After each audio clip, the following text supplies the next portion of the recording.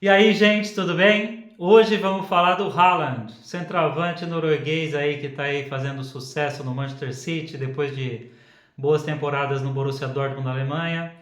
E é aí, há algum tempo, muito se fala nele como um dos grandes jogadores da atualidade, um grande centroavante, que vai ser bater recorde de gols e tal. E eu gostaria de levantar algumas questões sobre ele. Ele é um bom jogador, claro que ele é, mas a única coisa que tenho visto uma leve pulga atrás da orelha da imprensa e da crítica em geral é que nos jogos decisivos ele não vai tão bem. Por enquanto é só isso que se fala mais ou menos mal dele. O resto ele tem ido muito bem. Fez 5 gols no jogo, 6 gols no jogo, bateu o recorde lá de gols na Premier League nas primeiras tantas rodadas, tantas temporadas. Ele faz muito gol, realmente. Mas será que ele é esse jogador todo para ser cogitado como bola de ouro, para ser um dos melhores do mundo? Aí tem algumas questões. Mesmo ele não indo tão bem em jogos decisivos, a imprensa continua considerando ele como um grande jogador, indiscutível e tal. Eu gostaria de discutir um pouquinho, vai, só um pouquinho. Acho que a primeira questão que a gente tem que pensar no futebol do Haaland é que o Haaland, pelo biotipo dele, todo centroavante, jogador desse tamanho geralmente centroavante, né? Porque se for zagueiro ele vai ter dificuldade de velocidade. Como centroavante, é a posição onde jogadores muito grandes jogam, geralmente. O Adriano Imperador, o Ronaldo Fenômeno mesmo, o Lukaku agora, Didier Drogba, Fernando Torres, o espanhol. Então, é muito comum não, mas é a posição geralmente em que os jogadores são maiores. É o biotipo, a posição do futebol que comporta biotipos maiores. Só que esses jogadores muito grandes, geralmente eles acabam tendo um problema de perder velocidade aos 25, 26 anos. Aconteceu com todos esses que eu falei.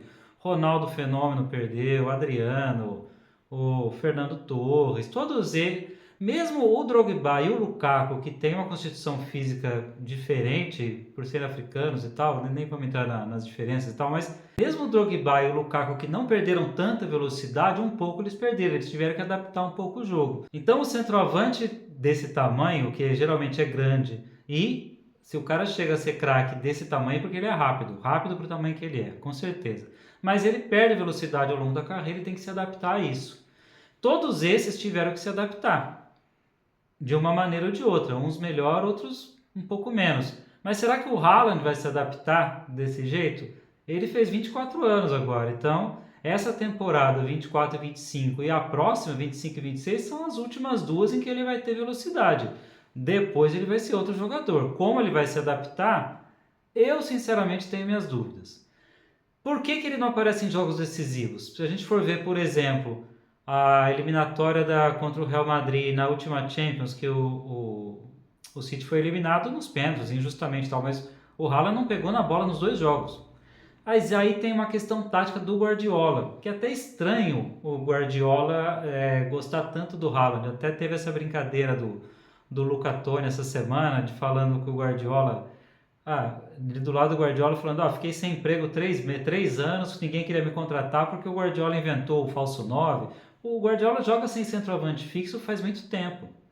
Mas com o Haaland ele joga, tanto que ele deixava o Julian Álvares na reserva do Haaland. Eu acho o Julian Álvares mais jogador. Ele passa melhor, ele se movimenta mais, ele abre espaço para os companheiros, ele é muito mais versátil, é muito mais habilidoso e finaliza praticamente no mesmo nível. Não, no mesmo nível que o Haaland, talvez não, mas na balança, somando todas as características, eu não deixaria o Haaland de titular tendo o Julian Álvares no banco nunca, nem um minuto. Eu. Mas talvez por isso eu sou eu e o Guardiola é o Guardiola. Mas enfim, essa questão tática acaba influenciando muito no fato dele não ir bem nos jogos grandes. Por quê? Porque em jogo com a defesa mais fechada, o esquema do Guardiola é jogo combinativo, é abertura de espaço, é tabela curta e tal, movimentação.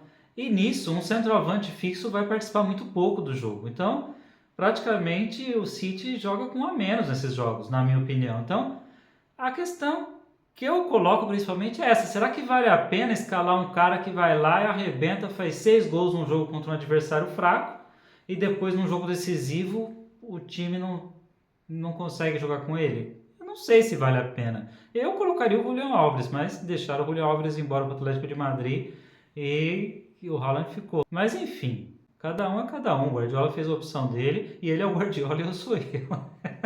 Mas com isso eu não quero dizer que o Haaland seja ruim, claro que não. Ele é um grande jogador, é um excelente centroavante, não tem dúvida. É um dos melhores finalizadores da atualidade.